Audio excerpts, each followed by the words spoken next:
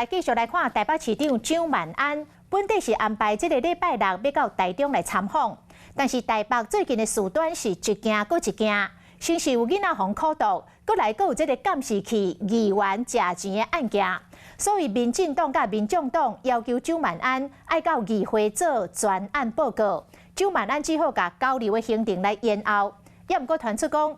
这个台北市议会国民党团无排除要来发动着甲级动员来反制，要禁止议员来出席，要直接互这个临时会来留会，这嘛引发着民进党的批评，敢讲蒋万安是要拒绝着报告，蒋万安是讲尊重议会安排。第一场康定平安。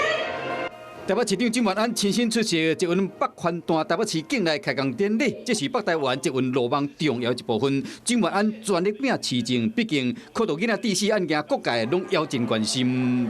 台北市政府该检讨的一定检讨，儿童保护没有人是局外人，需要中央、地方各县市政府大家共同努力。 昨台北市政府才调集专家学者检讨这个机制，不过立法阵营无放伊煞，明仔载讲要开临时会，邀请蒋万安做专案报告。即马听讲拿赢有动作，甲级的动员和临时会留会。留会之后就没有专案报告，蒋万安就不用进入议会。蒋万安现在是要跟侯友宜看齐。 不进议会接受质询，不进议会向人民报告，不接受社会的检验吗？那市长赞成这样的一个行动吗？我们尊重议会。苦毒囡仔地市案件以外，加上国民党议员陈忠文去牵涉到监视器贪污等等问题，变成共同焦点。蒋万安伫这礼拜六本来要去拜访台中市长罗秀燕，第二摆嘛无成。那未来我们跟各城市之间的交流，确定我们都会跟大家来说明。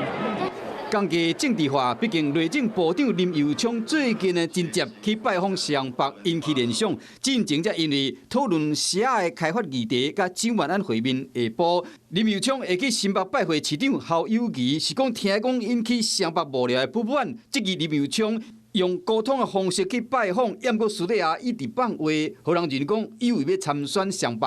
之前林部长来跟我们面对面交换意见的时候，也提出了很多的看法。未来我们正积极的直接面对就很多的问题来解决。 对着潜在对手蒋万安老神在在，毕竟无论什么人来挑战，离2026年要一段时间。即马对蒋万安来讲，上界要紧的就是袂当好市政失分。你好，我是宋彦明，想掌握最及时的新闻资讯吗？赶紧订阅、按赞、开启小铃铛，锁定华视新闻 YouTube 频道。